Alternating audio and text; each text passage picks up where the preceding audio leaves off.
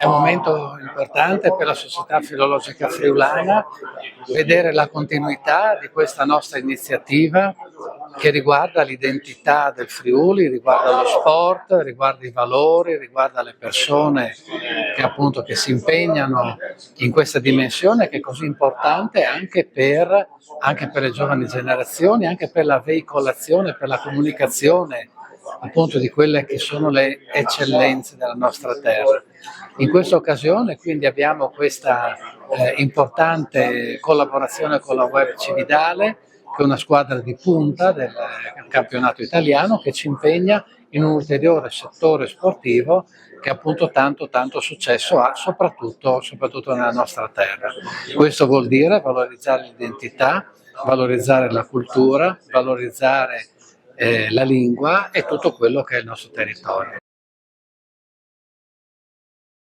Allora, Simone vorrei contents di aver siglato questo accordo tra Filologiche Aquilis e noi delle associazioni sportive furlane. Noi abbiamo fatto di collegamento, di collettore tra queste due realtà, e speriamo che mettendo donne le competenze di lingue delle Filologiche furlane e le visibilità e l'importanza della comunicazione social des Aquilis, queste robe potete partire in forma importante, in forme biele e che sia anche importante magari per tante associazioni del territorio che poi a Paspon per fare anche loro una comunicazione per Furlan. Questa è la nostra missione che di fare sport e dopo sport per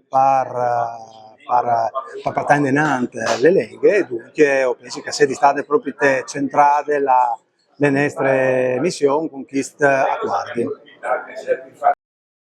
Oggi abbiamo presentato una bellissima iniziativa che ci vede in prima linea. L'idea è di valorizzare, dare la giusta visibilità e non dimenticarci mai che la nostra lingua è meravigliosa.